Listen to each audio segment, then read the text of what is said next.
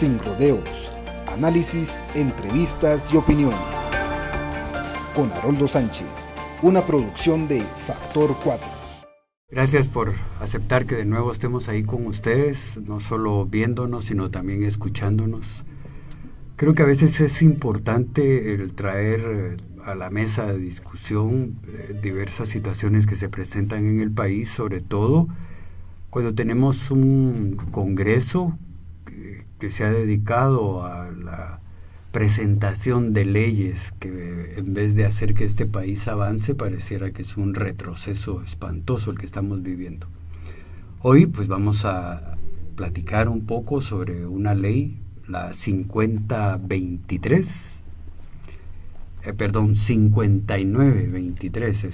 es el número que tiene. Es la ley de rescate del patrimonio prehispánico. Para ello, pues me acompaña el doctor Ernesto Arredondo Leiva. Él es del Centro de Investigaciones Arqueológicas y Antropológicas. Trabaja en el Departamento de Arqueología de la Facultad de Ciencias Sociales de la Universidad del Valle de Guatemala. Ernesto, gracias por estar acá y aceptar esta plática sobre una ley que no se conoce mucho. Y por eso es la intención de que la hablemos. Yo quisiera empezar, voy a poner un audio y un video que es como la parte que el Ministerio de Cultura utilizó para presentarla. Y creo que vale la pena que veamos de qué se trata. Para rescatar los sitios y parques arqueológicos en el territorio nacional, mismos que datan de más de 3.000 años y que presentan la riqueza cultural y ancestral de Guatemala, los diputados analizan la iniciativa 5923, Ley para el Rescate del Patrimonio Prehispánico. Entre los objetivos de esta iniciativa está crear un fondo específico para ejecutar y desarrollar los proyectos contemplados en el Plan Nacional de Rescate del Patrimonio Prehispánico, en los 2.754 sitios y parques arqueológicos registrados oficialmente por el Viceministerio del Patrimonio Cultural y Natural. Además, establece el análisis de las condiciones de los sitios oficializados para diseñar estrategias de inversión y protección, y así evitar su destrucción. Estas importantes acciones ayudarán a dinamizar la economía local, por medio de la generación de empleos formales en tareas de restauración, protección y preservación de los sitios arqueológicos. Con la propuesta se proyecta un beneficio directo para el sector turístico y a los guatemaltecos en general, ya que reactivará la economía comunitaria a través de inversiones y generación de empleo, pues aumentará la capacitación y formación de profesionales y estudiantes en tareas de arquitectura, conservación y restauración de los bienes patrimoniales. Sin lugar a duda, uno de los principales objetivos de este proyecto de ley es conservar y preservar la riqueza cultural y ancestral de nuestro país. La 9ª legislatura del Congreso de la República. Bueno, esta es la versión oficial de esta ley. ¿Qué es el análisis que ustedes han hecho? Bueno, pues buenas tardes, gracias por la invitación y un gusto volverte a ver, la verdad, después de tanto tiempo. Pues esta iniciativa de ley pues sí causó bastante revuelo, lo sigue causando dentro del gremio arqueológico y no solo dentro del gremio arqueológico.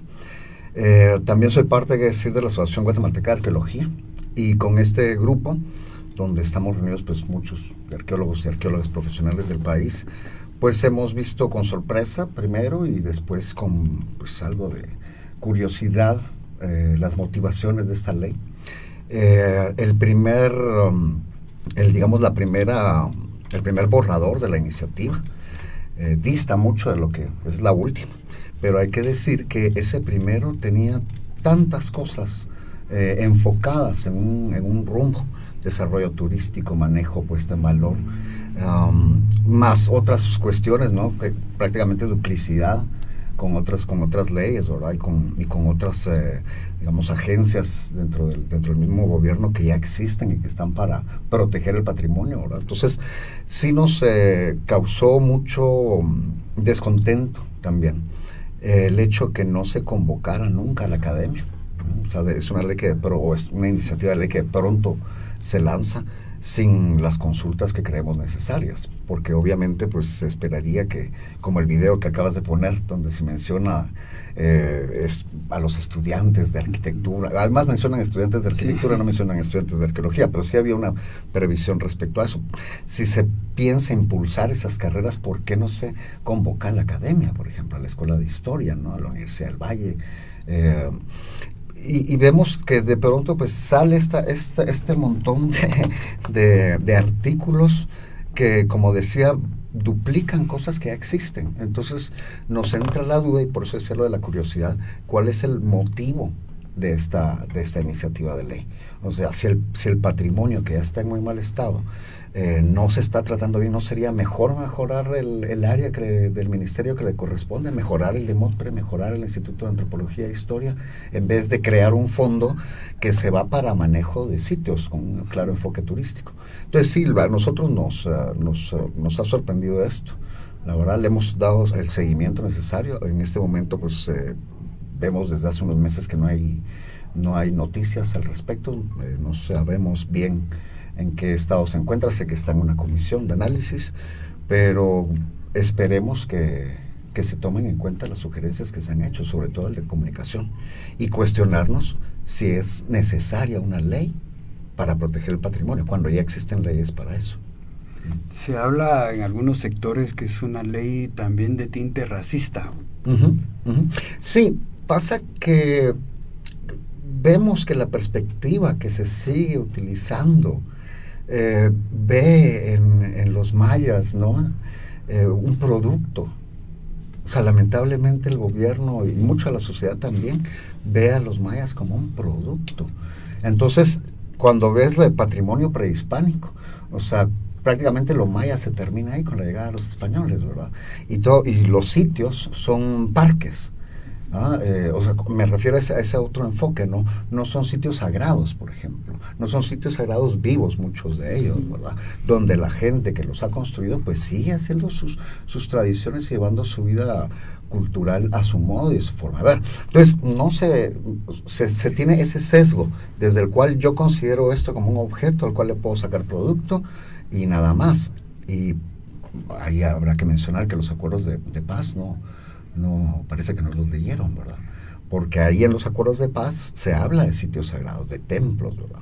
Entonces ahí eso ya te dice que están viendo solo un lado del espectro, ¿no? Y podemos pensar que hay una línea de privatización de los sitios arqueológicos. Pasa que cuando ves, al menos si ves el primer borrador, que es donde yo diría, ahí está la intención, ¿no? Porque ahora pues está más maquillado todo, o sea, ya arreglaron varias cosas, pero si ves el primer borrador de la iniciativa de ley, el enfoque es puramente para desarrollo turístico, abriendo un fondo, o sea, dejando un fondo de 150 millones de quetzales anuales para que se pueda solicitar parte de esos fondos y se pueda llevar a cabo acciones de turismo. O sea, sí estaba contemplada la investigación, pero te voy a decir de 5 puntos, uno es investigación y los demás tienen más que todo que ver con puestas en valores y manejo del sitio, infraestructura turística. Entonces, a ver, o sea, obviamente huele a eso, que yo podría venir, pedir, no sé, 10 millones para levantar un hotel y pues me los deberían de dar. Supuestamente si paso los controles, que de por sí ya son, pues no se ven muy claros todavía en este segundo borrador, ¿verdad? Que, digamos, ya nos explicaste que no hubo una consulta ni a la academia, tampoco parece que a los pueblos mayas. No. Nosotros hicimos una serie de foros y en uno de los 4 foros, porque lo tratamos de tomar desde 4 perspectivas diferentes, academia, turismo, también pues con los pueblos mayas. Y los invitados pues todos coincidieron en que nunca se había hecho una consulta. Es más, hay un comunicado de varias asociaciones indígenas oponiéndose a esta ley, porque tampoco fueron comunicados, enterados de esto con antelación. Pero habrá, aparte de todo lo que estamos hablando, ¿cuál consideras que es el fondo de crear este tipo de leyes? Porque se han puesto otras iniciativas que terminan afectando, digamos, al resto de la sociedad, pero aquí en concreto. Mira, nosotros el análisis que hicimos ya hace más de un año, todavía estamos en el 22 y 21, sí. Haciendo una revisión histórica de cómo fueron surgiendo las noticias, nos fuimos topando con noticias que están, digamos, uno las puede buscar en internet y las puede encontrar. Notamos que hubo ciertos movimientos por empresarios, por el gobierno y con empresarios de República Dominicana. Esto estoy hablando desde la administración de Jimmy Morales, o sea, a finales de la administración. y ya se hablaba, ya se tenían reuniones con empresarios, específicamente del área de Punta Cana, para tener facilidades a la hora de querer invertir en el país. Incluso hasta se mencionaba de concesionar un aeropuerto internacional. Cuando uno va siguiendo las noticias que salen en República Dominicana, se va encontrando con que van coincidiendo en el tiempo con los anuncios que luego se hacen acá. Incluso hubo una firma a nivel de ministerios de todo el continente para el turismo sostenible y todo esto. Y se habla en ese momento de una inversión de $200 millones en Guatemala, específicamente en el corazón del mundo maya, la cual luego sube a $500 millones. Y cuando ya se hace este anuncio, voy a decir, si no me recuerdo mal las fechas, diciembre del 2020, por ahí cuando ya empieza a sonar esto, en enero sale el anuncio de esta iniciativa de ley, que en ese primer borrador lo que hace es crear un fondos con exención de impuestos, y empieza a hablar de, bueno, invirtamos en el turismo. También se habló, y está en los diarios esto, la creación de al menos un área hotelera de 5,000 habitaciones. Entonces, turismo de alto impacto. Entonces, cuando ves estas noticias saliendo, y justo empiezan a salir los anuncios de una nueva ley donde va a haber fondos para la inversión del turismo, entonces obviamente uno tiene derecho a sospechar, ¿no? ¿Cómo se podría, digamos, haciendo a un lado esta iniciativa de ley, todos esos fondos de los que estás hablando, cómo se podrían utilizar de una mejor manera sin la existencia de empezando por arreglar el Ministerio de Cultura y Deportes, limpiando la casa. Ahí se puede empezar muy bien. No tenemos un DEMOPRE, el Departamento de Monumentos Prehispánicos, fuerte, no lo es, está cada vez más destruido. No hay inspectores, no tienen viáticos para hacer las inspectorías, tardan mucho en sus acciones porque hay 1 o 2 revisando las propuestas de investigación de todos los proyectos en el país. Y entonces, si empezamos por ahí, tal vez podemos cuidar mejor el patrimonio, ¿no? Que muchas de esas piezas que se han ido encontrando a lo largo del tiempo también no las disfrutan los guatemaltecos. Claro, claro. Y ahora, por ejemplo, hay que decir también que yo creería que las inversiones tienen que empezar, como decía, en la casa, pero también hay que pensar los sitios que están abiertos. Tikal no está en el mejor estado de conservación posible. Cualquiera que pase por el Gran Jaguar puede ver la acumulación de piedra caliza que se está deshaciendo constantemente. ¿Qué otros parques abiertos tenemos? Humarcaja, Quiriguá, que es a cargo de iniciativa privada, Yaxá. No son muchos y no todos están en las mejores condiciones. La carretera Tikal sigue estando como la carretera La Luna. La carretera Yaxá pues tampoco disfruta las mejores condiciones. Misco Viejo y Ximché, ¿no? O sea, la lista ahí está, no son muchos. Entonces, empecemos cuidando lo que ya tenemos, ¿verdad? Y luego, si podemos, ampliemos si está la capacidad. Pero si la capacidad del ministerio no existe o está muy limitada, ¿qué podemos esperar de 150 millones dados ahí? En base a tu experiencia, ¿en manos de quién debería estar esta parte específica de la que estamos hablando? Mira, hay una cosa que creo que se debería ya de considerar, y es, insisto, la comunicación con las comunidades, hacer a las comunidades parte de que ellos puedan manejar también su propio patrimonio, o sea, que tengan voz y voto. En la ley, por ejemplo, se menciona incentivar el trabajo, ¿no? El trabajo local, y suena muy bien, pero ¿por qué no dice la ley que sean parte de la toma de decisiones en el manejo de los sitios? Eso es algo que deberíamos de considerar desde hace mucho. O sea, está considerado en los acuerdos de paz, ¿no? Lo que es evidente es que esta ley fue hecha, digamos, sin contar con expertos, sin contar con pueblos mayas, ni las comunidades. ¿Qué de positivo crees que tenga esta ley? ¿Hay algo que uno pueda destacar de positivo? Mira, si te digo, si hay dinero y que se quiere invertir, pues qué bien se aplaude. O sea, siempre se va a aplaudir si se va a invertir más. Yo aplaudiría eso. El tema es que la experiencia nos demuestra que los usos de esos fondos puede que no sean ejecutados de la mejor manera. Si se empezó tropezando con una iniciativa mal hecha, no consensuada, entonces ¿qué se puede esperar de los resultados. Yo aplaudo que se quiera invertir. Llevamos 2 años con el Museo de Arqueología cerrado, más de 2 años, porque eso fue desde el inicio de la pandemia, por problemas de aguas en el techo, y sigue sin estar abierto. Entonces, digo, está bien, pero tengo mis reservas. ¿Y la parte negativa de esta ley? Creo que deja la puerta abierta a que cualquiera pueda decir: voy a hacer un hotel, voy a manejar un sitio, deme 50 millones de los 150 que están, y que no sea la persona adecuada, no sea el uso adecuado.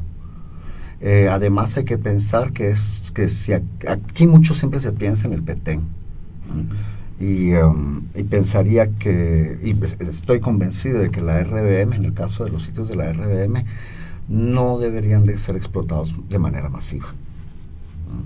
Ya tenemos Tikal, ya tenemos Yashá, todo el mundo va a esos 2 lugares. Washington está a 20 kilómetros, casi nadie lo visita, ¿verdad? Y es un sitio hermoso. No podemos meter tampoco, hay una cierta capacidad de carga, y el estado de la RBM hoy, y tú pues la has conocido seguro desde hace muchas décadas atrás, o sea, dan ganas de llorar. O sea, la selva prácticamente empieza donde está Tikal, ahora para arriba, y es lo único que nos queda. Y ahora tenemos el problema de los cambios climáticos y todo eso, que solo empeora, y vamos a traer turismo de masas a esa región. No creo que nuestro historial de manejo de parques sea el mejor. Entonces sí asusta que se pueda dañar más todavía. Bueno, ustedes están escuchando al doctor Ernesto Redondo, es un arqueólogo muy comprometido con su carrera, es catedrático también en su misma área ahí en la Universidad del Valle. Y de nuevo nos estamos enfrentando a la propuesta de una ley que, en lugar de venir a beneficiar a los guatemaltecos, beneficia a un grupito. Uno no sabe atrás qué intereses hay cuando se hacen estas iniciativas de ley en este Congreso, que realmente deja muchísimo que desear, porque no hay iniciativas de ley para beneficiar, sino para saquear. Esa es la realidad. Vamos a seguir hablando del tema. Me acompaña el doctor Ernesto Arredondo, para sus amigos NECO. Un hombre que siempre ha estado comprometido con este país. Es un artista también, ¿verdad? No, ha dejado ahí un legado en la música. Pero, ¿por qué decidiste hacerte arqueólogo? ¿Cuál ha sido esa experiencia que has tenido en un país como el nuestro? Empezó con las enseñanzas de la abuela, como siempre. Ella me contaba muchas cosas, me empujaba a leer, me hizo visitar, digamos, los primeros lugares, así como Camino al Juyuno, ciudades. Y ahí pues empezó, ¿no? Obviamente en algún momento tuve que decidir si dedicarme a lo que me gustaba, que era el teatro en realidad, o la universidad. Entonces finalmente pues caí en la universidad, apareció la música, que me dio la oportunidad de seguir la parte de arte que quería, pero ya llegó un momento, obviamente, en la cual pues estaba la pregunta si hacer o no un doctorado. Y 2 de la banda pues decidimos hacer doctorados, uno en biología y otro en arqueología, entonces ahí fue donde nos separamos. Y ya pues obviamente después del doctorado pues ya, después de estar 5 años encerrado leyendo, vienes con ganas de hacer cosas. Incluso pues por lo que yo estudié, ¿no? En el único lugar que lo puedo hacer es acá. Y sí quería volver para trabajar en eso. O sea, sí quería devolver esa oportunidad que se me había dado y devolverle a la región, más allá de lo del país, ¿verdad? Devolverle a la gente pues lo que había yo logrado aprender un poquito, ¿no? Y ese era mi compromiso. Entonces por eso me he enfocado tanto a la arqueología y pues ya no tengo tiempo para a veces para otras cosas, ¿no? ¿En qué área de Guatemala, Mira, en el campo, digamos? Yo estuve 20 años más o menos, no sé, 20 años, no me acuerdo, prácticamente en la RBM, o sea, en la Reserva de la Biosfera, vaya. Estuve trabajando desde la Sierra de Lacandón, en el sitio de Piedras Negras, a La Joyanca, que es por al sur del río San Pedro. En Huachactún estuve 4 años ahí codirigiendo un proyecto. En Nachtún, Río Azul Dos Lagunas, es el parque. En San Miguel de la Palotada, en el SOTS. Entonces sí estuve prácticamente 20 años codirigiendo proyectos allá. He trabajado también en la Costa Sur hace muchos años, algunos proyectos acá de rescate en la capital, y ahora estoy en San Andrés de Metabaja a cargo de un pequeño proyecto que tenemos ahí con la universidad. Te preguntaba porque es una voz autorizada entonces para hablarnos sobre esta iniciativa de ley 5923, pero ¿por qué se ha descuidado tanto este patrimonio? Que mira, al final no es un patrimonio de los guatemaltecos, es un patrimonio de la humanidad, pero lo hemos ido descuidando por completo. Mira, mucho es los altos niveles de corrupción que hay, y cuando existe corrupción eso arruina todo. Arruina desde la salud, el empleo, la educación, y con una mala educación o una educación descuidada, ¿qué podemos esperar de los nuevos ciudadanos y ciudadanas? Entonces, hay también, como mencionaste antes, una larga historia de racismo en este país que no cambia. O sea, no veo que de los pasos que debería estar dando. Y mucho es por eso, por la educación, por la continuación de malas formas de entender, ¿no?, la situación de este país tan compleja, por cierto. Y luego, pues, esos niveles de corrupción que atacan a todos. Es un cáncer que ataca a todo. Y hemos ido viendo cómo se destruye ese patrimonio, ¿no? Sí. Y nuevamente, se tienen personas valiosas en este país con conocimientos, con la buena intención, pero son de los que siempre se olvidan a la hora de hacer las discusiones. Entonces, cuando tenemos una dirigencia que está mal o que no entiende el problema, entonces esperamos malos resultados. En medio de esta crisis que mencionaba yo del Museo Nacional de Arqueología, se abre un nuevo museo en Antigua.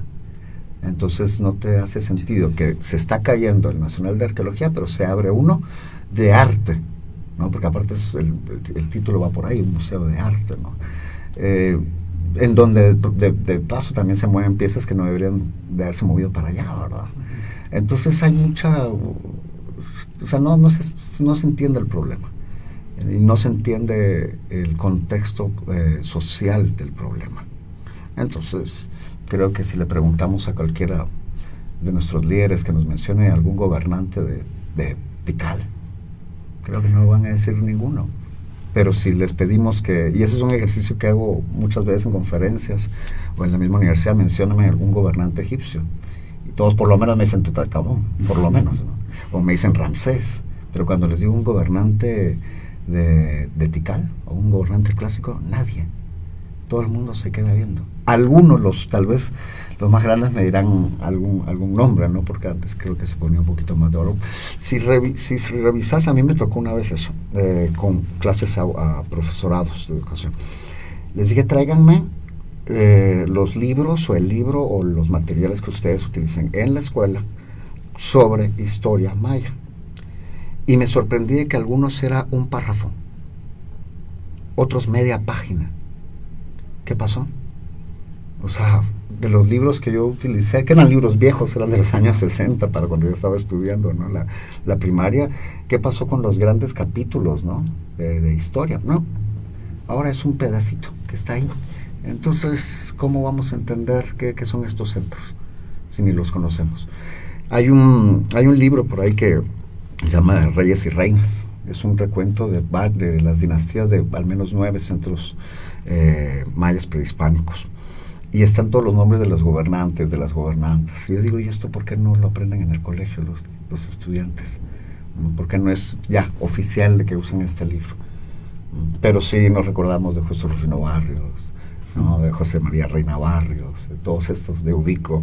Estos sí los tenemos presentes. Entonces ahí te habla de una realidad muy distante, que ya para quien no ha tenido la oportunidad o no ha querido verla, pues obviamente esa otra mitad del mundo está a oscuras. Sí, que a veces no entiendo nuestra propia realidad, digamos, en el sentido de uno puede observar otros países, los asiáticos, por ejemplo, que han alcanzado unos niveles de desarrollo muy grandes, pero que respetan su cultura. Todavía sus tradiciones milenarias forman parte de la cultura desde la escuela. Acá ha sido un borrón espantoso. Y lo siguen borrando. Sí. Sí, el caso de China, por ejemplo, es un caso bastante que va en esa línea, ¿no? Ese aprecio por su cultura ya milenaria, ¿no? Y aquí también lo tenemos. Lo que pasa es que las voces han estado apagadas, o las han apagado más bien. Sí. Porque las voces están ahí, o los pueblos están ahí. Pasa que habemos algunos que no lo vemos.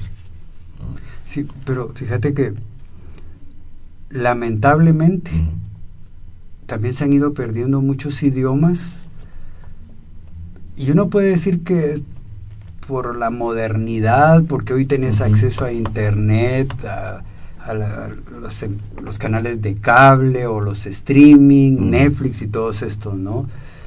Pero también hay hogares indígenas donde ya no se le habla en sus idiomas a los hijos pequeños, que puede ser para evitar que el hijo sufra el racismo y la discriminación que afectó a los padres y a los abuelos.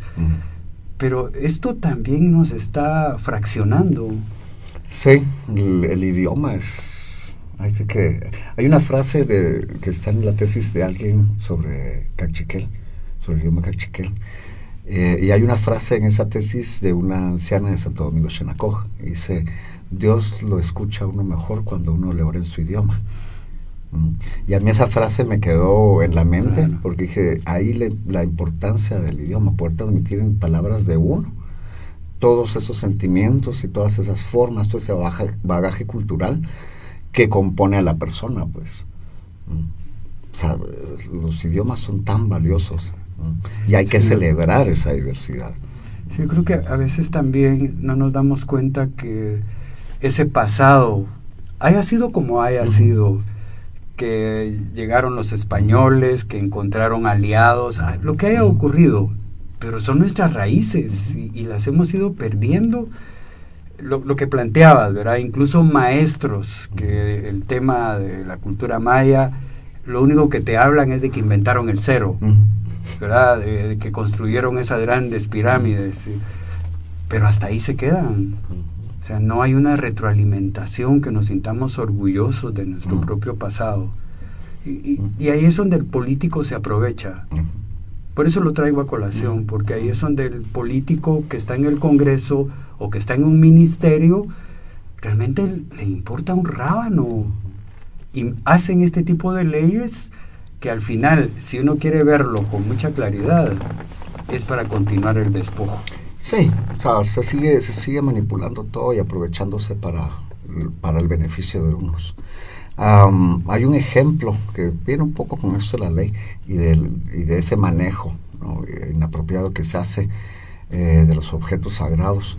El caso del dintel 3 y el trono 1 de Piedras Negras. Dos piezas que tienen valores diferentes para quien los aprecia. Porque hay quienes lo ven solo como una obra de arte, pero hay mucha gente que lo ve como un objeto sagrado, ¿verdad? Y estaban en una lista de monumentos que no pueden ni siquiera estar saliendo del Museo Nacional. Y de pronto salen, o sea, y hay descontento en la población y oídos sordos, cuando bien se pudo haber buscado otras formas. Ahí yo estoy diciendo que o sea, todos queremos que esos monumentos estén lo mejor posible, pero hay formas de hacer las cosas, y no solo porque me dio la gana, o solo porque quiero sacarme la foto allá, y esto, o porque mi nombre salga asociado al Met, ¿no? Entonces se les olvida, o no quieren verlo, que estos son cuestiones sagradas. ¿Qué tendríamos que hacer en torno? Esta iniciativa está ahí guardadita. Este Congreso ya entendió que hay iniciativas de ley que provocan mucho rechazo, ¿verdad? Entonces lo dejan por ahí pensando en que habrá otra crisis en el país y lo podrán meter de nuevo. ¿Qué se puede hacer?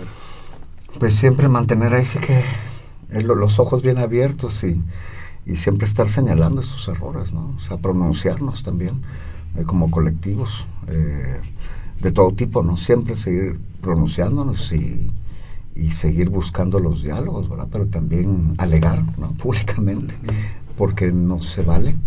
Ahorita viene esta otra iniciativa de ley, ¿no? De agarrar todo lo de medio ambiente y meterlo en un ministerio. Vuelve a ser el mismo comportamiento, ¿verdad? Una iniciativa en la cual no se convoca a los agentes que deberían de estar sobre la mesa y que se quiere pasar, ¿verdad? Otra vez esa urgencia, o a veces incluso en el caso del 5923, declarada de urgencia nacional. Acabamos de tener una pandemia donde vimos cómo los recursos se fueron para cualquier lado. Vemos obras de construcción, no hay que mencionar la de Chimaltenango, ¿verdad? Que es la más emblemática, ¿verdad? Donde se licitan obras a empresas que no, pues, ¿verdad? Que son parientes de alguien más. Entonces, eso es lo que da miedo con estas leyes, que estas leyes sean la puerta abierta para que parientes, ¿no? Cercanos o lejanos, pues puedan aprovecharse, en este caso, del patrimonio, del llamado patrimonio prehispánico. Esta experiencia que tenés en sitios arqueológicos diversos, ¿cuál es el principal problema que has encontrado en ellos? Te voy a decir que los sitios tal vez no tienen problema. Estoy pensando en algunos, ¿verdad? No voy a generalizar, pero muchos están bajo la selva, están protegidos, como han estado durante 1000, 2000 años. El problema es cuando quieres abrirlos, porque entonces ahí ya cambia su temperatura, tienes que estarlo retocando, entonces ahí hay que pensarlo bien. Si uno quiere en realidad abrir un sitio, ponerlo todo bonito para el turismo, hay que pensarlo mucho si se tienen los fondos. Ahora, un problema básico, creo yo, y que afecta al patrimonio, esos son los problemas sociales. En el caso de la RBM, toda la problemática que hay, ¿no? Desde el sur de Petén hasta arriba, desde movilizaciones de personas, deforestación, ¿no? Los pactos que no se han cumplido en la cuestión del petróleo, ¿no? Que siguen con esa concesión, no saber ni hasta cuándo, y no terminan de completar sus requisitos. El problema de la palma africana, que hoy da tristeza ver cómo la palma africana está prácticamente reemplazando a la selva petenera, ¿va? Y ese es el problema, la gente. Para mi gusto es la gente la que muchas veces es el mayor problema, ¿verdad? Y esas autoridades desinteresadas, ¿verdad? Porque hay gente que está tratando de hacer bien las cosas, entonces a esa gente hay que apoyarla. Las comunidades se organizan, entonces hay que apoyarlos, no hay que venir y decir que se haga una cosa, no, hay que preguntar cuál es el problema de la gente que vive en el lugar, ¿no? Y ahí es donde se debe empezar, ¿verdad? Pero yo estoy seguro que los problemas allá en casa, en la familia, en el trabajo, en la comunidad son enormes, ¿verdad? Guatemala es un país de gente luchadora que todos los días se enfrenta a una situación distinta, no solo de sobrevivencia personal y familiar, sino también del entorno donde se vive.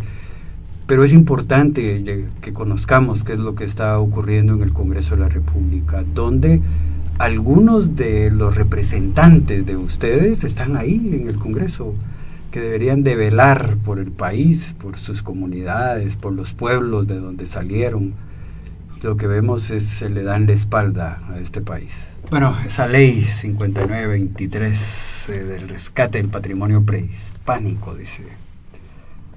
Sabe que hay que proteger lo prehispánico. Pero sí han habido también ya manifestaciones de no solo comunidades, sino también de diversas organizaciones, ¿verdad? Por ejemplo, tengo aquí que el colectivo para la defensa del patrimonio guatemalteco, claro. Es un grupo de arqueólogos y de estudiantes, entiendo, que han estado dando la voz de alarma desde bastante tiempo atrás. Y han hecho varias publicaciones, han hecho comunicados también sumándose a esto. Sí, mencionabas el tema de que son los seres humanos los que terminamos destruyendo estas... todo esto que realmente debería ser protegido, ¿verdad? Hablamos que en otros países hay un presupuesto para eso, acá los presupuestos son mal usados, pero ¿qué quisieras, digamos, como un arqueólogo conocedor que se diera en esta área a través del Ministerio de Cultura? Primero que se fortaleciera, o sea, como institución que se fortaleciera, que los departamentos que tienen una tarea la cumplan y la cumplan bien, que sea lo más profesional posible, con los fondos justos. Estamos hablando de muchos lugares en el país que hay que cuidar, y ya decía antes, ¿verdad? A veces no tienen ni cómo pagarse la gasolina para llegar a los lugares, ¿no? Entonces, fortalecer ese sector del ministerio, pero también la educación, el apreciar, ¿no? Que todos empecemos a apreciar esto, que se pueda cambiar esa perspectiva que hablábamos al inicio, ¿verdad? En la cual lo prehispánico es algo lejano y no tiene nada que ver conmigo, ¿verdad? Lo aplaudo cuando estoy en México, lo aplaudo cuando voy a otros lugares, pero acá me es irrelevante. Obviamente que las autoridades conocieran a quién gobiernan, ¿verdad? Esas serían como las tres cosas. Ya después podemos arreglar un montón todo y discutir especificidades, pero yo creo que con esas tres cosas, sobre todo pues la comunidad ladina también se dé cuenta, pues, o sea, abramos los ojos a una realidad histórica que tenemos, ¿verdad? Conozcamos a las otras personas. A mí me sorprende, y lo digo diciéndomelo a mí, ¿cómo puede ser que yo haya estudiado 2 idiomas extranjeros y no pueda saludar a alguien en quiché? O sea, yo sí estudié cachiquel, pero no logré llegar a ser hablante fluido, pero digo, ¿por qué eso no está dentro de las escuelas? O sea, ¿por qué el francés, el alemán y todo lo demás está? Y no tenemos aprecio por los idiomas tan ricos que hay acá, ¿no? O sea, sí, regresando un poco al tema ese del Ministerio de Cultura, sí. La gente más valiosa que ese ministerio tenía en tu área fue despedida. Y pusieron ahí amigos, recomendados, que lo que menos tienen es un concepto de lo que es esto. Y ese es un problema, porque lamentablemente este ministerio es o sea, como muchos otros, es una, voy a decirlo así, un juguete político, ¿no? Donde los que sí están capacitados, al negarse a hacer cosas que no son correctas, pues son despedidos. ¿Y quién se coloca? Se coloca gente que viene de otras áreas que no tienen nada que ver. O sea, no puede ser eso. Y eso no es de ahora, pero desde hace muchos años. Siempre la broma entre nosotros era porque siempre tenemos un dentista de director del Instituto de Antropología. Ahora porque hay un médico, porque hay un arquitecto, porque nunca un arqueólogo, alguien que esté dentro de la cultura. Muy pocas veces se ha tenido personas así, y ya vemos que pues no han durado mucho, ¿verdad? Pero sí, lamentablemente son puestos políticos, lamentablemente. ¿Y se da mucho saqueo todavía en los lugares estos? Hablando de la reserva de la biosfera, voy a decir que afortunadamente, a como fue en otras épocas, no. O sea, sí puede haber algo pequeño, ¿no? Alguien que vaya pues, a tratar de encontrar algo, precisamente por las condiciones de precariedad que hay, o sea, en lo económico, ¿no? Entonces, esto se toma como un recurso a veces, pero no es como en otros años. Ayer o hace unos días presentaba una imagen que hicimos con LIDAR, con este escaneo láser en un sitio, y se veía el sitio de la Chotal, que hasta le abrieron un camino, un trocopaz, le decimos en Petén, para subir al sitio y bajar con camión lo que fueran encontrando. Y ves los edificios, pero totalmente agujereados, ¿no? Como que si fuera una madera con polía, así. Y sí, en los años 60, 70, 80 hubo mucho de ese saqueo feroz. Ahora, sí hay una continuidad en la destrucción de sitios. Voy a poner el caso de Valverta, un sitio en la costa sur, de los más importantes. Hoy por hoy totalmente prácticamente desaparecido. Y así en la costa sur hay muchos. Mencionaba, aquí mismo en la ciudad a veces se destruyen vestigios, ¿verdad? Por no llevarse los procesos. Sí. Procesos que burocráticamente a quien lo solicita le quitan un año prácticamente. O sea, fácil uno puede estar 7 u 8 meses solo en procesos burocráticos para obtener un permiso. Entonces, y también pues estos nuevos cultivos. Por ejemplo, la palma africana, con el mismo líder podemos hacer la comparación del daño que, digamos, puede causar una milpa arriba de un vestigio arqueológico, y luego compararlo con las raíces de la palma africana, destroza las estructuras. O sea, hay otro tipo de daño que se sigue haciendo, que ya no es tal vez el clásico saqueo, ¿no? Masificado, pero sí, la destrucción, a veces inconsciente, a veces consciente, de vestigios. ¿Podrías hablarme un poco de lo que estás trabajando ahí en Sololá? Sí, pues estamos dirigiendo un pequeño proyecto en San Andrés Semetabaj.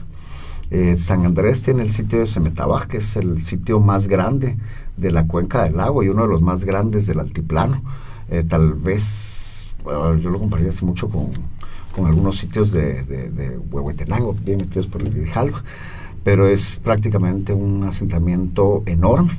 O sea, monumental más bien, o sea, es grande, estamos hablando de pirámides de 8 o 11 metros, ¿verdad? Y además es un sitio que tiene sus orígenes entre el 800 y 600 antes de Cristo.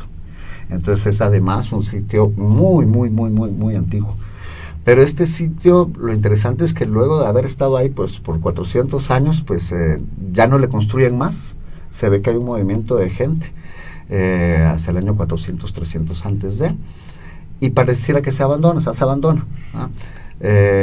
Y luego entra otra gente que va a volver a construir, o sea, va a arreglar las fachadas, va a llevar nueva vida al lugar, que son todos los grupos quicheanos, cuando ya entran fuerte al altiplano, y en algún momento vuelve a abandonarse, o sea, se vuelve a abandonar, como hay por el 800, que no estamos muy seguros de estas últimas fechas. Y un tipo de cerámica que está presente en el sitio, o sea, una forma de hacer sus vasijas, se empieza a mover hacia Chimaltenango, donde va a aparecer en los valles de Chimaltenango una de las primeras capitales cachiqueles, ya que, o sea, pues, que podemos ver. Mientras que los demás grupos cerámicos se van separando y van a formar el grupo quiché y el grupo chutujil.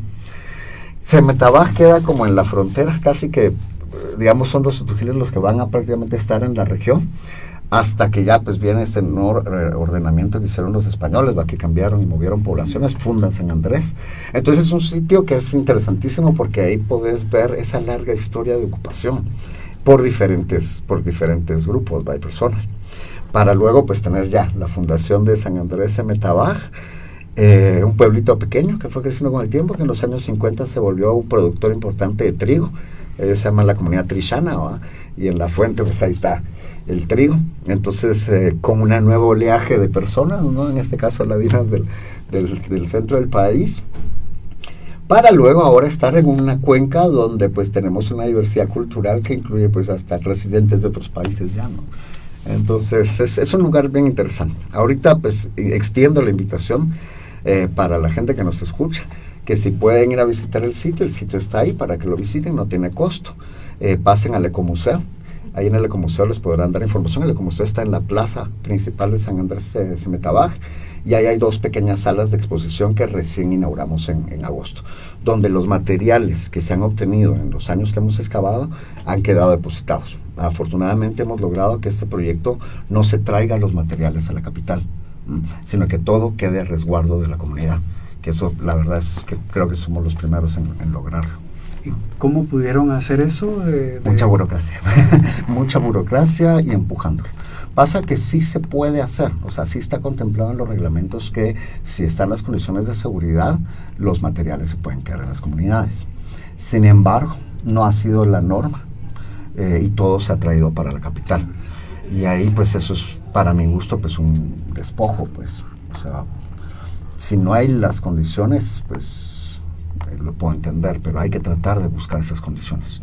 En este caso nosotros ayudamos con la Universidad del Valle, ayudamos al desarrollo de la museografía, museología y algunas cuestiones ahí para hacer la muestra, mientras se iba llevando a cabo el trabajo burocrático, que fueron 8 años ocho años de estar yendo a tocar la puerta y ver que la MUNI también pues pusiera las alarmas, pusiera todo lo necesario, hasta que finalmente en febrero del año pasado se logró.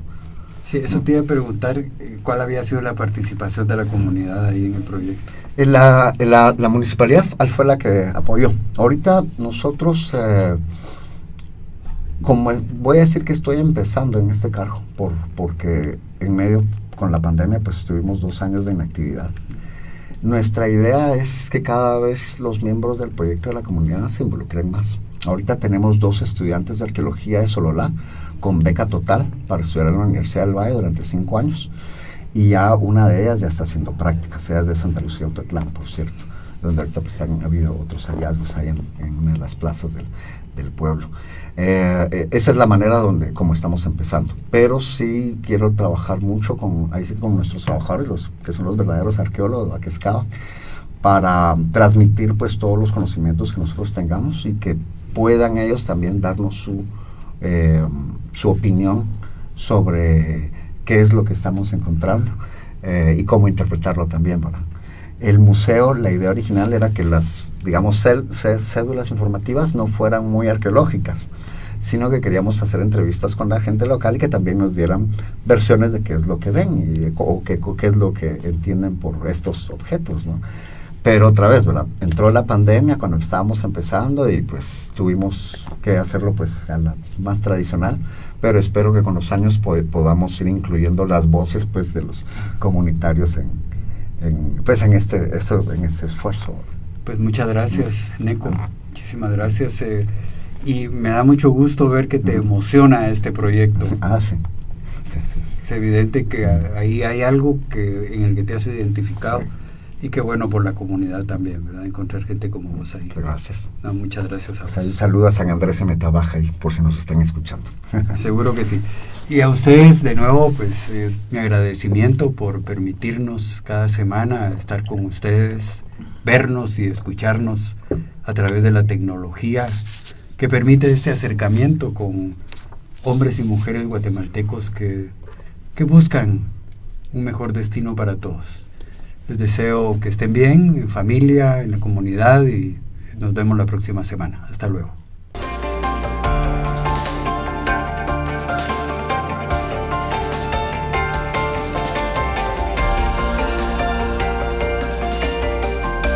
Sin rodeos, análisis, entrevistas y opinión. Con Haroldo Sánchez, una producción de Factor 4.